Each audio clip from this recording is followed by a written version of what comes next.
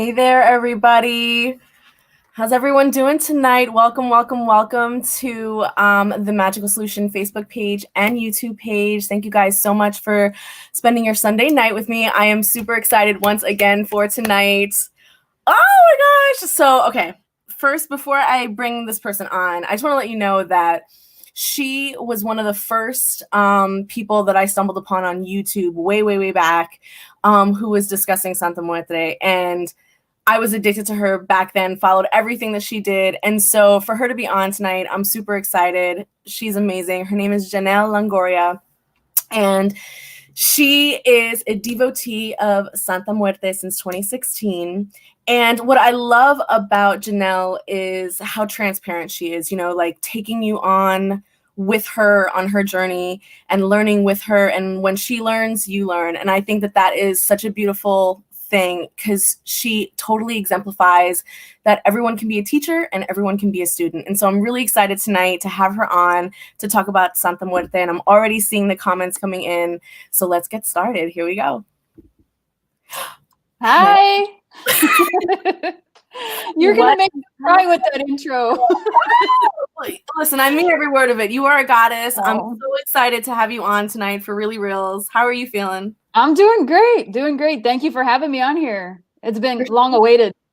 Yeah, for real. I know there was a lot of back and forth, but you know what? Mm-hmm. It came when it needed to come. And, we're approaching Halloween. It's a great time to talk about this kind of stuff. So let's get started.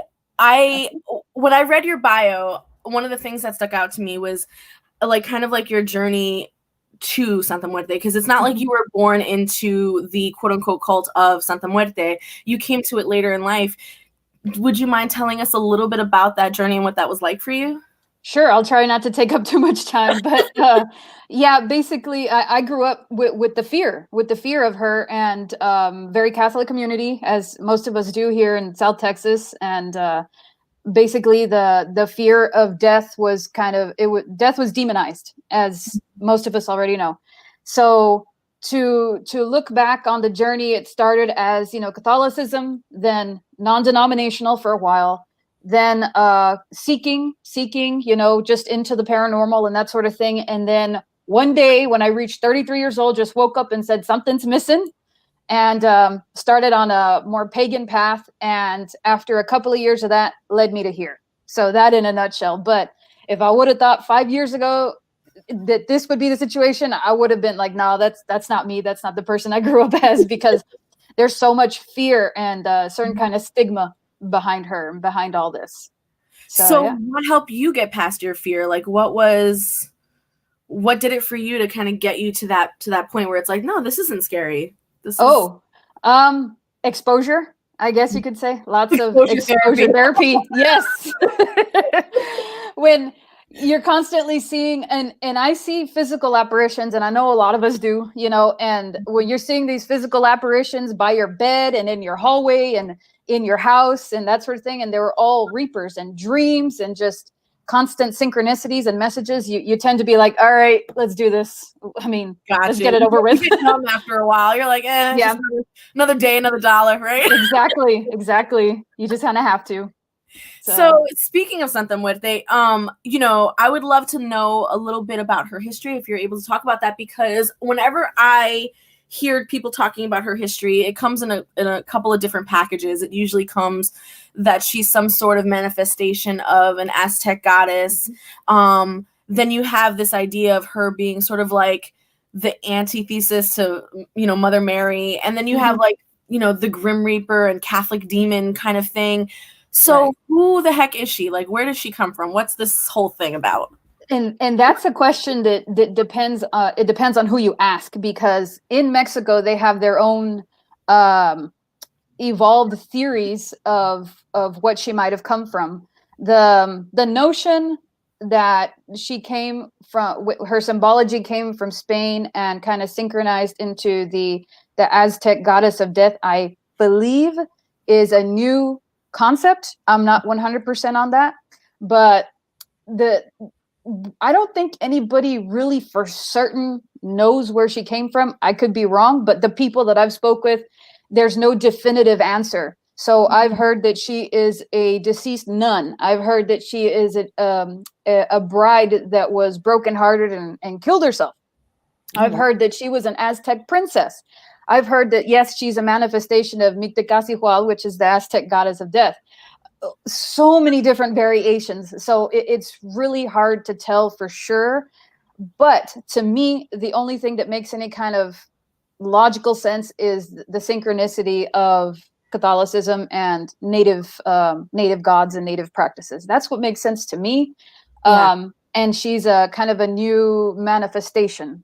I have my own theories and things that I can agree with, but my theory on her is that she's actually relatively new. And this is going to sound very controversial because people don't really want to believe this because they're very, very gung-ho on the Aztec goddess thing.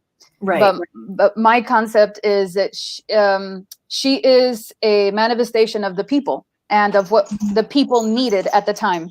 Because depending on who you talk to, you know, the common petitions for her, like love, money, protection, that sort of thing. And I'm a big believer in egregores and thought forms, you know, so me too.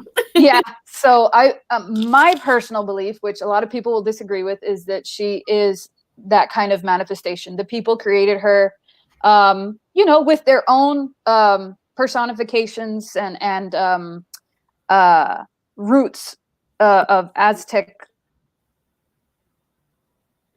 culture, you know, so kind of a weird combo mix, but I think honestly, nobody knows for sure. That's my opinion. So she's not really a religion or a cult. She's more of like a cultural folk tradition, depending on where. Interesting. And it's interesting. Mm-hmm. What I love about it too is like, it's death. Like when you think about it, what they're all talking about the same thing. So the variations can only go so far, and it becomes like her imagery, her symbols that become a little bit more specific to the people and the way that they work with her and stuff like that. And I love that idea because I think death, you can't escape it, right? It's always around. Exactly. It's with you from the moment that sperm met that egg. So, you know, so yeah, it's always with us. And a lot of people have accepted that. They've accepted the fact that she's been with us since the moment we were born, and even before then. So it's that in itself should be comforting. But Western culture, Western society, like I said, demonizes death. So it's very easy for them to fear this whole cult, this whole culture, and you know, do everything they can, quote the word, you know, and try to escape it. But that's essentially what they're trying to escape, is the concept of their own mortality. That's really what it is. Yeah. So because you can't really say it's a religion or a cult or anything like that, it's more of a cultural traditional thing. There's really no initiation to this. Like you could be a solitary practitioner and work with her. Or you could go with like mentors and people who have worked with her and work under them. Absolutely. They call it a cult in Mexico because cult has a very different meaning in Mexico. Cult is essentially like a grouping of people that believe in this one thing in particular. But when we use the word cult in America, we think something very bad. You know, we think of like Jonestown or something. Right. But this is more. It's like more of like a practice. You know, because the majority of her devotees are going to be one of a few ways. They're going to be more devotional, as the way you would in the church, and they're going to be that or more like a practitioner, which is, you know, involving the arts, you know, witchcraft and that sort of thing. Call it what you will, but they're usually going to go one of a few ways. And then there's the people that are kind of in between. And me personally, I'll admit I'm more the devotional type. I don't do many workings or that sort of thing. But I still have the Catholicism really deeply rooted in me. So I do more of the devotional stuff. And you'll notice that a lot with her devotees. They're like, we got to do the prayers. We got to do the homage. You know, we got to make sure that we see her as a saintly figure, you know, because, well, that's how she earned her name, because of her many miracles. So yeah, it is a culture. And definitely you cannot deny the fact that where it spawned from, you know, from Mexico. And I've actually read a few articles online, don't know their validity, but I was told somewhere around the Veracruz area. Not certain on that though. So yeah, and if you look into Veracruz, you'll see that there's a whole lot of practice in Veracruz. There's a whole lot of variations of different types of practices that are not all love and light. I'll tell you that right now. So I meant to ask you about that with regards to the actual pre-word saint. Yeah. Because it's true, like, you know, you spoke about some of the miracles that she does. I would love to hear about that if you have some examples, but sure. More so like, why would you call the deaf a saint? Or, well, like, again, so again, it might be because of the culture of specific cultures, or who knows, it might have been from the church themselves. What's your take on that and how she got that? I think we also have to look at the fact that in Mexico, they don't have that fear of death like the way we do. Obviously, it's evident in Dia de los Muertos, which we're coming close to. They see it as more of a reference to your ancestors. They're not as afraid of mortality as we are here. So I think that helped in this aspect, you know, because they didn't have that fear. They kind of built up on this belief. So I guess. You know, that has a lot to do with it. Can you tell me the question again? I just totally spaced out. Yeah, the saintly. No, it's totally fine. The saintliness of it all, like the saintliness, right? Yeah. Miracles. I mean, more times than most, a saint gets their name because they were devout to the church. They were usually a real person, usually, and they died. They devoted their life to this holy business. You know, so with her, she's a folk saint. So she got her saintly name through the people, and she wasn't canonized through the church, as far as I'm aware. There have been death figures in the church, yes, but she basically got her title through the people, through miracles of health, miracles of wealth, and some, you know, getting out of prison, you know, or saving their life from a very a very dangerous job, because a lot of these people, when the veneration and the worship started, they initially started asking for a holy death, meaning that I know I'm going to die. It's just a matter of when, but I don't want it to be violent. So initially the petitions and the veneration came from just, please don't let me die a horrific, violent death. Hence, hence why not ask a death figure, you know? So that's initially where it started. Is I've heard miracles of people being on their deathbed and they petition her, and lo and behold, they're discharged the next day with a clean bill of health, you know? And I've heard of people that were living on the streets. They petition her and, you know, they get a job interview, and then they've built their life up from there. And now they devote their whole lives because of that one instance, you know.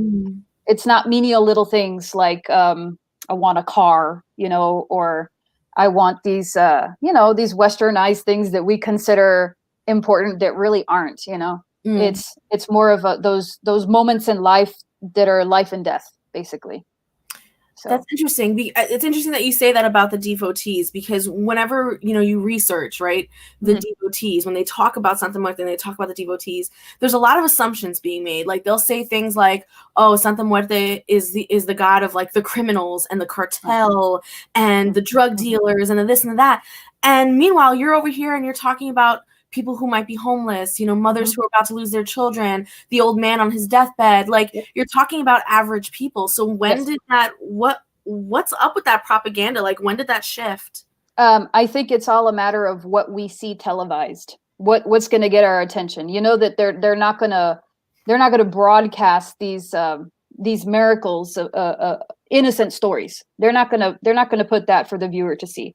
They're going to go for the people that are the extremists, or the people that are going to get the attention of the spotlight. So yes, a lot of people in Mexico, I will say, they either do or die.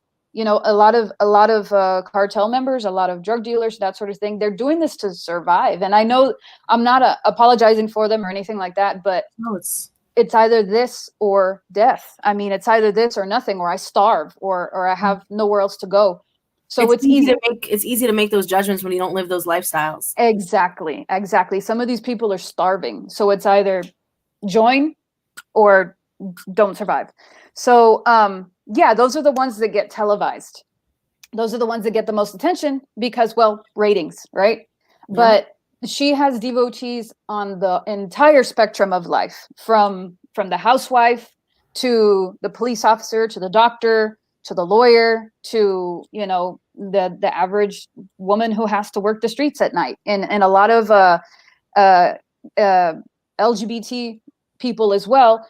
I don't know if too many people watching this know, but the death rate for transsexuals in Mexico is extremely high.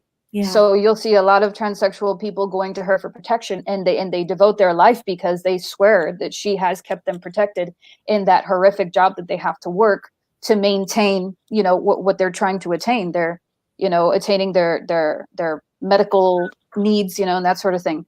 So she protects all, she gives to all. She's not judgmental. When they say she's not judgmental, is because she doesn't judge you based on what you do, because she knows you kind of have to do it, you know, to survive.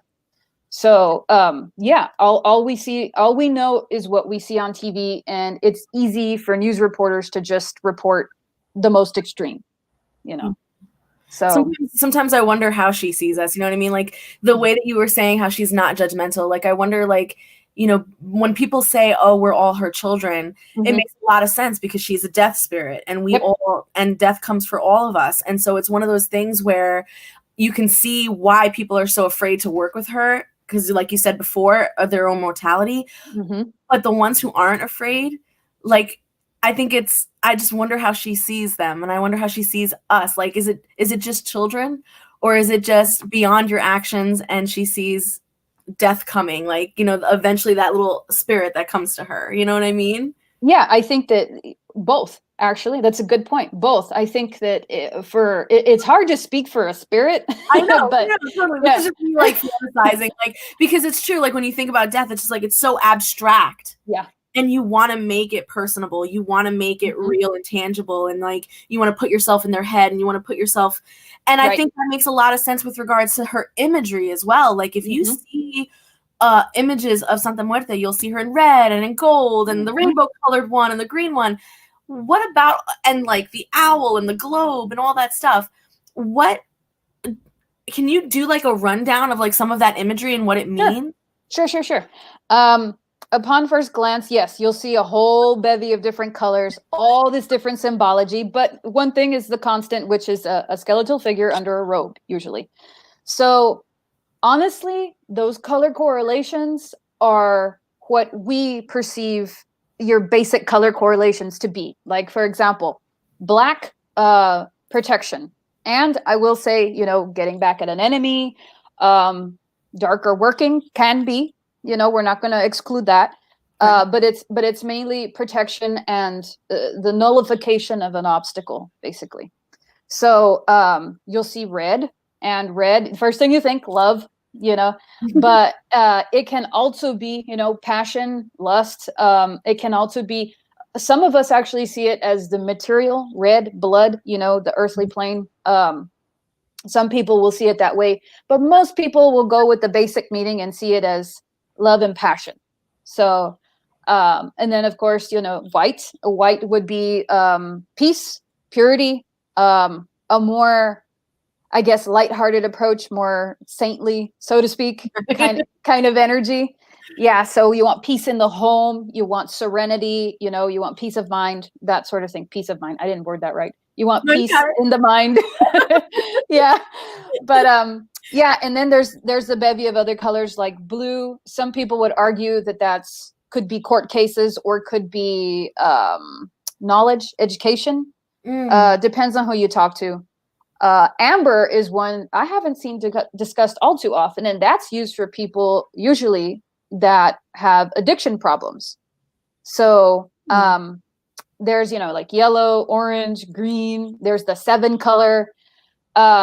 Green, I believe, is used for court cases. And see, we in the United States see our money as green. So a lot of us in the United States might use green for money. It all depends. So the color coordination all depends actually on what the person kind of believes it to symbolize. That's what it really boils down to. But the scythe, for the longest time I was pronouncing it scythe. The scythe. Obviously the symbology there's pretty obvious, the reaping away of things, the protection, that's the weapon that she yields, or the cord cutter that she yields to cut things away. Yeah. So the globe should also be pretty obvious, that's her reign over the entire world, that you can't escape death no matter where you are in the world. So she holds the globe in her hand or stands on it. Let me see what else. The owl is pretty prevalent too. And this one is a tricky one because in Mexico, the owl, the lechuza, is seen as a death omen. And it actually has its links back way deep into Aztec mythology of a kind of like a cohort or a familiar of the Aztec god and goddess of the dead.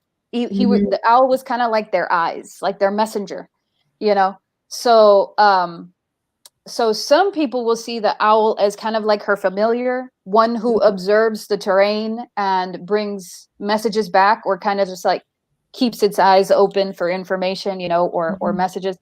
But then other people will, deep in Mexico, will see it as, oh no, she has the owl because that's like a death omen. That when you see the owl, that means your time is near. Right. So once again, it's all about perception. It's all about perception. But you can also see the adaptations too, like that whole, what is it? Scythe? Scythe. Yeah, scythe. Whole scythe, you could tell like that definitely came from somewhere. Like you could tell like there are certain parts that got pulled from other areas. Exactly. Totally validates what you were talking about before about her possibly being more of a thought form than anything else, because she's so reliant on her devotees and how they make her. That's like insane. And that makes a lot of sense in terms of the magic and how she's seen. Like she's seen as the witch, she's seen as the mother, she's seen as all of these figures, and it makes sense that she reigns over these things because the people see her that way. Exactly. That's so cool. That's so cool. One of the things that I think I admire about you the most, like you have you've taken something that I feel I have not seen yet in the spiritual, magical, pagan-y kind of community, which is you kind of bring your personal life into it and you allow your son to participate in a lot of these practices with you. And do you mind if I talk about it? Oh, by all means, go ahead. We love the attention. I work in the mental health field, and when I first saw your son and I was like, this is amazing. And the tactile kinds of things you were doing with him, I think it was the egg cleansing video. That was the one that I saw first. And how you had, passed it across him and he was standing there and he was like totally vibing. And I was like, this is absolutely amazing. And I just wanted to know, was that just something just off the cuff that you were like, let me do this? Or is this, are you actually gaining a lot from working with Santa Muerte as like a mother figure in your work? Both, actually. She scolds me whenever I get after him. She's like, yeah, leave him alone. You already know he's just being a little boy. He's autistic. Just chill out with him. And I'm like, but he did this. She's like, yeah, just chill out. I get that message. She's like, you already know it's going to be over soon. Just let him throw his temper tantrum. But actually, it's just a lot of intuitive feelings. Like this notion will keep nagging at you. And a lot of people report that she does that. It'll just keep nagging at you. I think you should address this and bring him in. I think he'll like this. And sure enough, he'll get into it.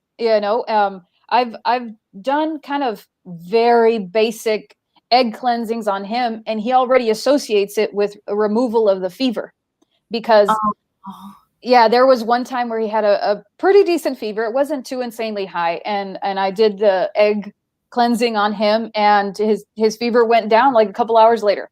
So he associates it. And with her and me in particular, and him too, because, he's part of my blood. This adaptation of her bringing her into my life was an acceptance of my culture that I did not want to accept for the longest time.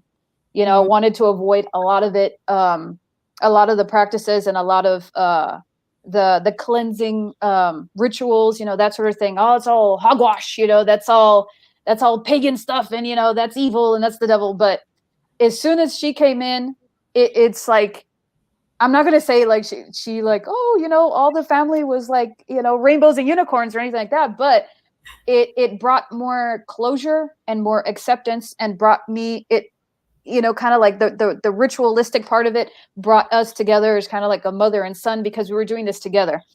And he calls her the skeleton lady. And I actually was looking at a video yesterday that I don't have public, which I should make public, of him placing things on the altar setup that I had a couple of years ago. He's like, you know, we're going to put this goes here with the skeleton lady, and this is for the skeleton lady, and this. And he'll occasionally put chocolates, and he recently put a couple of pieces of pizza on the altar, and I was like, for him, that's a sacrifice. So yeah, he gets involved, but I do not by any means force him. I don't by any means force him, because I was forced and I ended up rebelling, you know. So he does it of his own accord. You know, if he wants to, by all means. If he doesn't want to, don't. But I will tell you, if I ever tell him to put something on the altar for me, I get in trouble. No, that was your job. Do not make him do it for you. Just because you're being lazy. No. I got all kinds of nightmares of getting scolded. No, it's your job. Do not make him do it. Do not make him the middleman. So yeah, we're still learning lots of lessons, lots and lots of lessons. So that's awesome. But overall, yeah, he loves it. He there's been no negative, there's been no repercussions or anything like that. As a matter of fact, I get warnings whenever something's up with him, you know, or he's going to get sick, or, you know, he's not feeling right or something. I'll just gonna get this intuitive, how do I say, like, thought just pops in my head of, okay, pay attention to him, because something's going to happen, you know. And it's usually like, I don't know how to describe it. It's like a combination of a man and woman's voice with my voice combined. And that's how I know that it's her. Yeah. I'm not schizophrenic, I promise. So yeah. No, I get it. Yeah. You had said something just a second ago about his pizza with the offering, and you did a video about this actually just this week or last week, I think, about offerings and how, like, it needs to be about how you do it, not so much what you're giving, right? And you talked a lot about sacrifice. And there was actually a question in here. It was a tough question, but I think it deserves answering. It's let me see if I can find it here. Here we go. Okay. It was from Joe Locastro. He said, I've heard of people giving their blood to Santa Muerte. What are your feelings or take on this? And what's the deal with that? So in terms of that word sacrifice, I know you addressed it in the video that everyone kind of automatically goes there, but is there any kind of like blood ritual or animal sacrifice with regards to the devotion of Santa Muerte? I cannot say that people don't do it. You know, and I can't say that they don't use animals. I've seen videos of them doing it in Mexico. But I will say, based off of all the conversations that I've had and just the experiences that I've had, that it's not mandatory. You don't have to. It's not part of, at least from what I'm aware of, not part of some kind of initiation rite or anything like that. If a person decides to do that, that's of their own accord. That is themselves saying, I need to do this because I feel called. And it's probably because sometimes they associate these practices with old pagan rites, you know. So when they would give blood and they would give sacrifice to the gods, you know, and that sort of thing, they would use blood because it's like the ultimate sacrifice and ultimate sign of devotion back then, you know. So I can't say yes or no, but I will say that it's, from what I've seen, it's not common and not mandatory. So you don't have to, you know. What are, I mean, not that I'm going against the video entirely, but what are some appropriate offerings if you were to give to her? Okay, so some of the most common things, always water. Never forget water, because they say death is thirsty. Death is always thirsty. So don't forget your water. Chocolates. Chocolates are a big one. And I mean, who doesn't love chocolates? Yeah, right. And so also chocolate has a native correlation, because they used to give chocolate offerings back in the day with the Aztec and Mayan people. And copal is a form of tree resin that you can burn, or that you can use like a copal incense stick or incense cone. She seems to love that, and it smells so good. And let me see, tequila, you know, because it's from the country, you know, a lot of people give tequila, rum. Another one that's really, really important to a lot of people is the tobacco smoke or a cigar, because the tobacco in itself is purifying. So if they don't have a cigar, they'll usually give a cigarette. Why? Because the culture enjoys cigarettes. The culture likes cigarettes. And you know what it's like giving your last cigarette? You know, it's like, this one's going to hurt me, you know?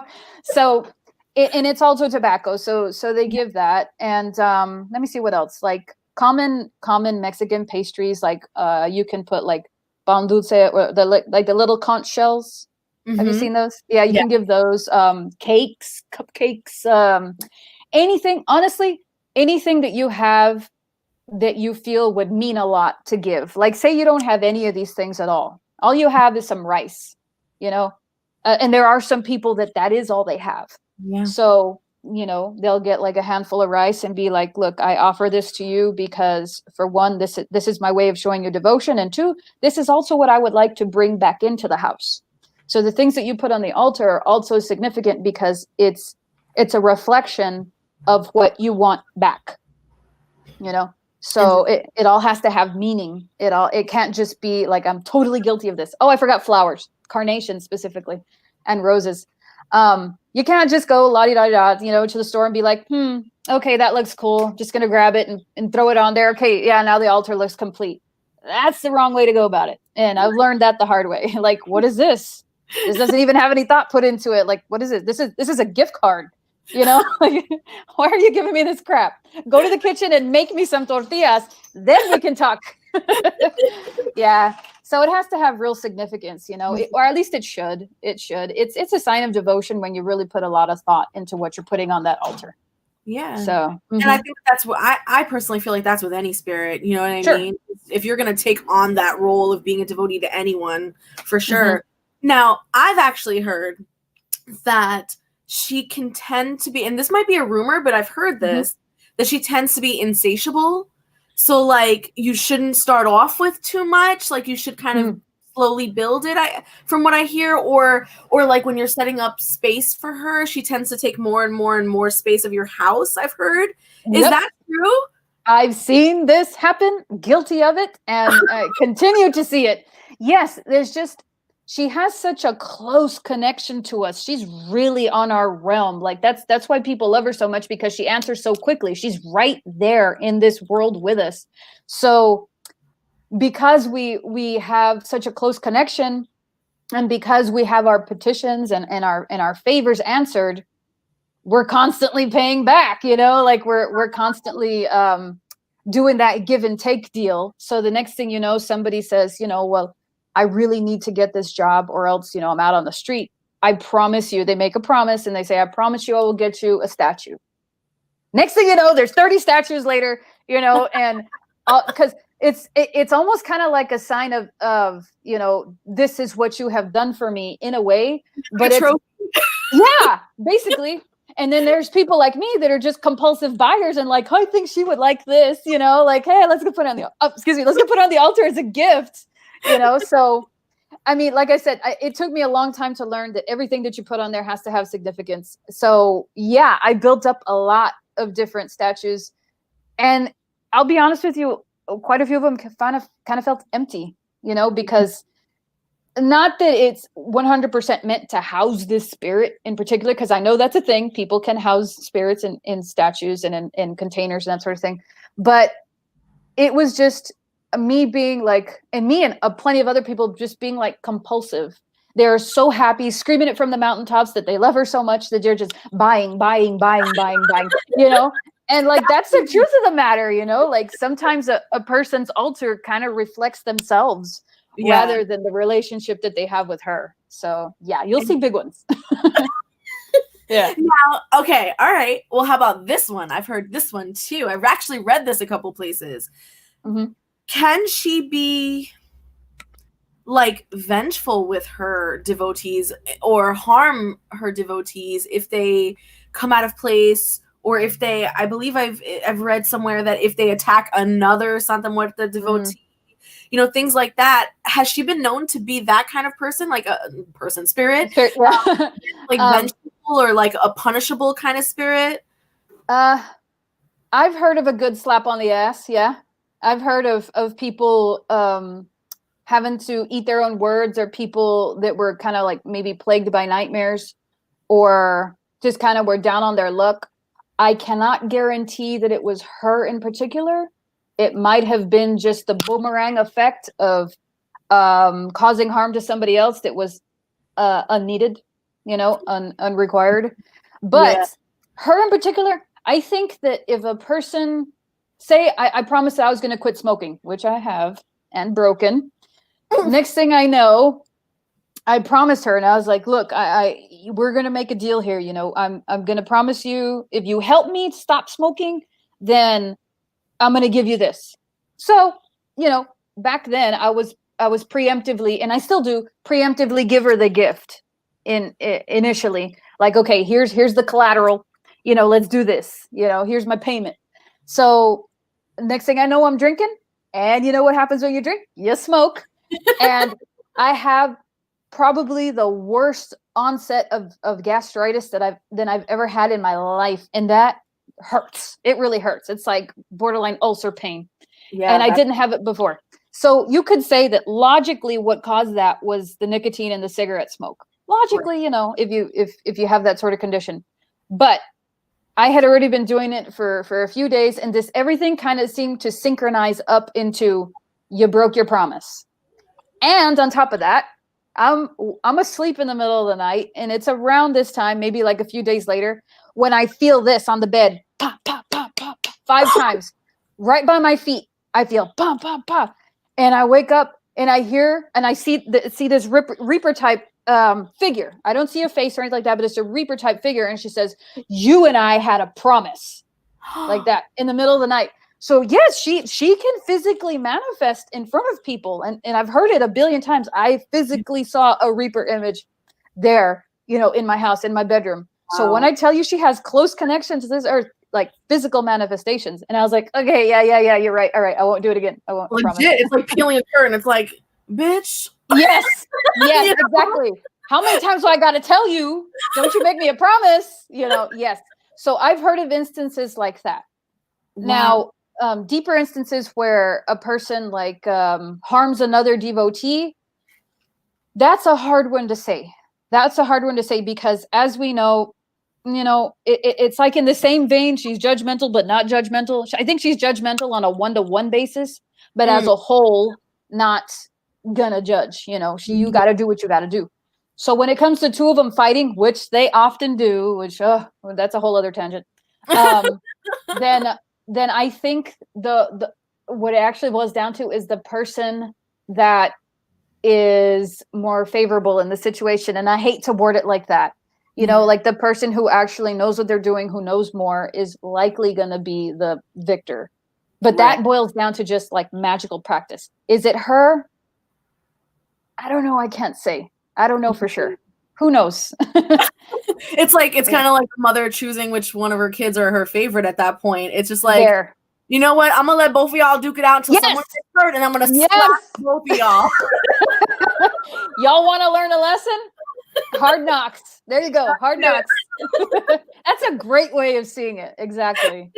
Yeah. So we have a question here, and I also, it kind of fits in with the question I was going to ask you, which is, do you have to be of a Mexican descent in order to work with her? Not at all. Oh, okay. No. I'm sorry. I'm passionate on that one. Not at all. Not at all. This skin is just external. Underneath, we're all the same, and we are energy. We are vibrating energy, and I believe in a certain way that's what she sees. She sees your intention, sees your energy, sees your spirit, your persona, and I think that's what she goes by. Skin color, race, that don't matter. Yeah, you get a lot of that beef. I'm telling you, I seen it. Oh yeah. People get real rife about that. They do. They want to gatekeep, because the truth of the matter is that people are coming into this solely for profit. Yeah. So they're, the whole taking from my culture thing, and making profit off of it, of course people of that culture are going to get upset. But if you're coming in because you genuinely feel called, like you've been having the dreams, you've been having the signs, you feel genuine interest, dude, more power to you. Do it. Who cares? Let them say what they want to say. Do what you got to do. I don't care if you're black, white, whatever, it doesn't matter. If she's calling you, go for it. So is she the one, is Santa Muerte one of those ones that, because you'll hear this in a lot of different traditions where there are some spirits that actively choose you, like they go out and they're like, I want you to work with me. And then you have spirits that don't give a fuck and you have to approach them. You know what I mean? So which is she like, does she reach out to you? I have seen that she will select certain people for certain things. Some of them are just like general get me through this obstacle in life type of situation where it's kind of like more give and take. But there are some other people that I've noticed that she kind of has like a certain mission for them. Now, I'm not trying to blow it up and be like, oh, there's like a hierarchy. No. I'm saying, like you use the example of the mother, right? Yeah. The mother knows that of her 3 kids, which one is the scholastic one, which one's the artsy one, and which one's probably going to go into law enforcement, that kind of thing, right. So like she knows what you're good at and she knows what your abilities are. So she probably wants to come to you personally to help you with those things. So I will say, I believe yes that she comes to certain people for a certain mission, But she doesn't turn away those who approach her. I don't believe so. There are certain instances where it's probably not time for that person because she's kind of like a saint of last resorts. So it might be that they're in a situation where they probably don't need that kind of extreme intervention. They could probably call on somebody else and it'll work out just fine for them. And that's something people don't want to hear. They all want to feel like, because I have an interest, she must be calling me. And that may be the case, maybe, but more times than most. Color, and so like we're destinies. Yes, exactly. Like we're totally cool now because like I saw a skull, It's like, well, it's Halloween time, guys. But I will say yes. I believe that she does come to certain people, but other people, they have a very hard time because she does not respond to them. They go to her and she does not respond to them. And that's a real kick in the nuts. So she's the past one, right? She's the one. Yes. Wow. So my conclusion to that was maybe it's not her you need to go to because you are pursuing her because of what you heard. Maybe you need to go to somebody else. Maybe it's not time. So interesting. Yeah. So how does one start then? Like if they've already got the call, they've already got everything in line, their ducks in a row. Yeah. The easiest thing to do is you have to, of course, take some time. And if you're like most of us, you need kind of like a focal point. So a lot of us would print out an image, and we would, because we don't know where to go from here. We just heard you probably have to say some prayers or something. You could probably find a prayer online, or just say one from your heart. But basically, you could get that image, light a white candle, light any candle you got, if you got a candle, and just hone in and really clear your mind and focus and say, I'm calling you. This is what I want to tell you. This is what I need to talk to you about. Will you please answer me either in a dream or in my waking life? However you personally can receive, spiritual messages. It's just a matter of just calling out to her with genuine intent and don't try to lie because you'll see right through that shit, and because she senses energy. I firmly believe she senses energy. So just lay it all out for her. It doesn't matter what you've done. It doesn't matter where you are in life. Just lay it all out for her and await a message. So because at least according to this conversation, so because she is very much a sort of personal saint or a personal spirit in that sense, would it pose a problem if people are approaching her from, like, let's say that neo-paganism, like Wiccan kind of perspective? Like, do they have to come through? I don't know. I'm not really sure how to say this, but like, does it pose an issue because she is more of a personal saint in that way? I think that so long as they are genuine with her and her alone, like, Yeah. if I feel that way too. yeah, like if you're coming to her, you're coming to her alone, you know. And it really, honestly, doesn't matter if you come from a religious background or from a spiritual, you know, a new agey, whatever. So long, she's not attached to any specific. Exactly. So yeah, so as long as you embrace it like that, I think you guys should be cool. It's when and this is controversial, but it's when the mixing starts that there's problems, because, and it's, some people will say it's like jealousy, but I've learned to see it as kind of like water and oil, you know. Right. Some energies are just too intense and they don't mix well.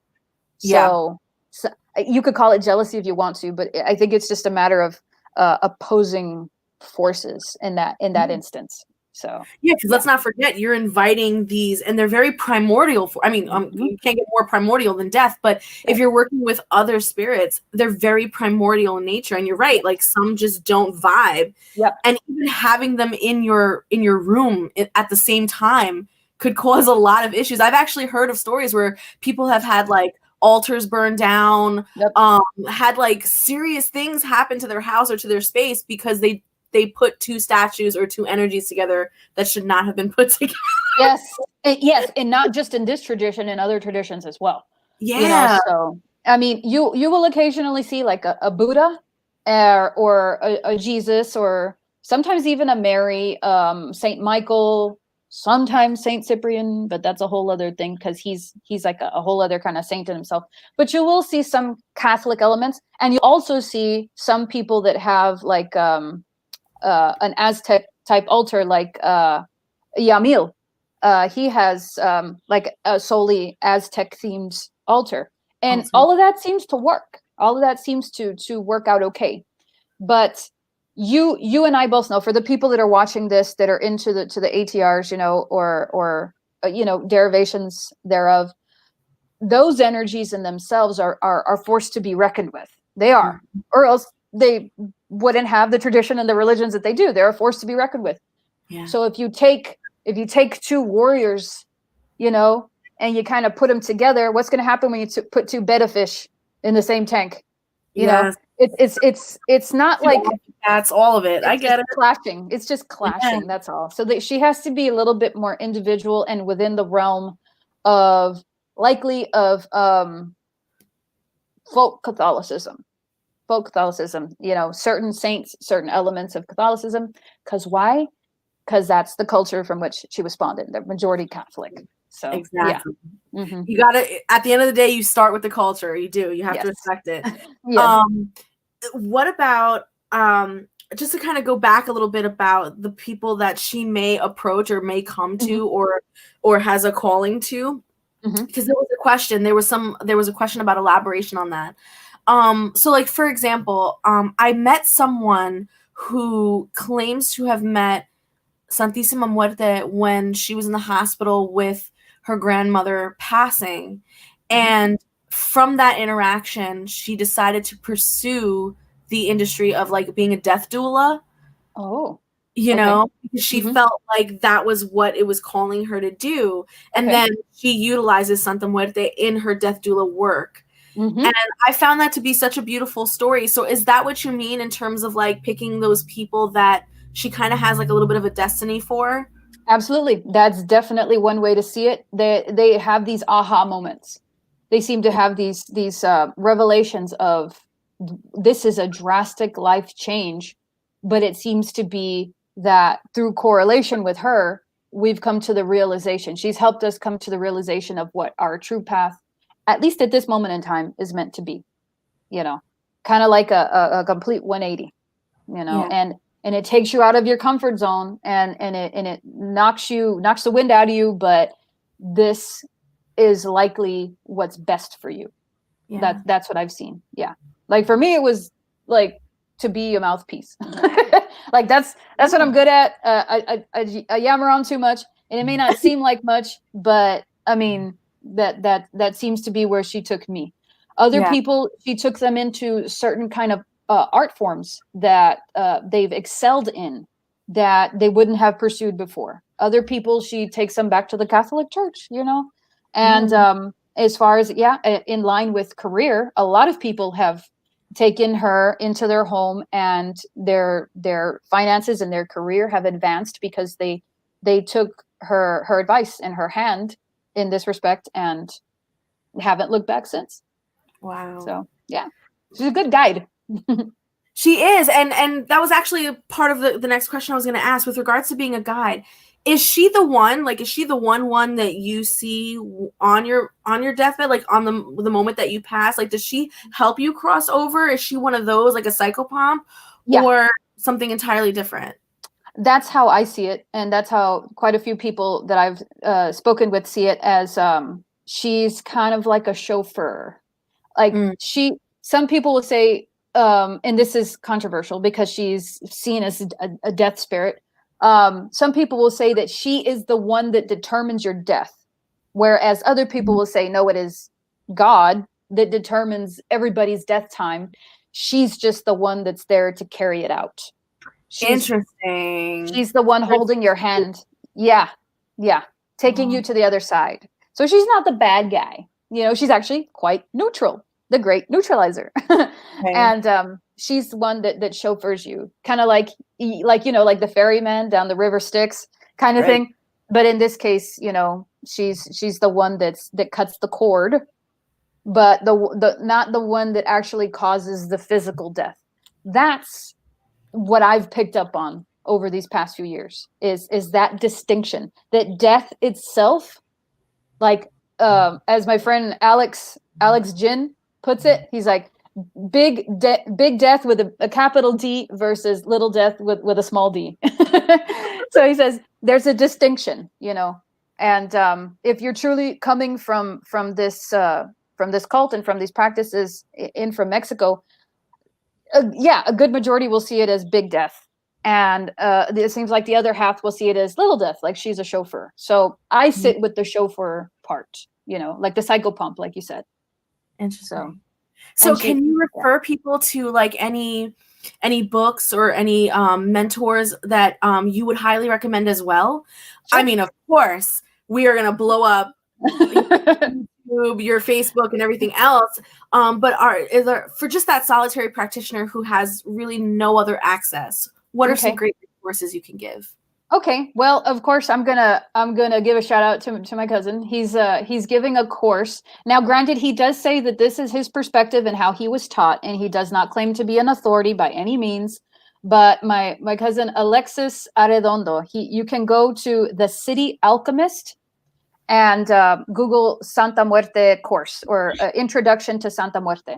It's a great 2-hour course for a very small donation, and you get jam-packed information on somebody who's interested in just starting out with a practice with her. He gives you all the basics that you need to know in that one course. So the City Alchemist, you can look him up. Also, they have a book out called Magia or Magic on Amazon. He's also released it on different platforms. The Conjure South, but go to Amazon. You'll definitely find it on Amazon. I'm doing him horrible right now by not knowing these things, but it's a great book that he and his partner released recently. And the great news about him is that he grew up in the same area that I grew up, so he had this exposure since he was a little kid.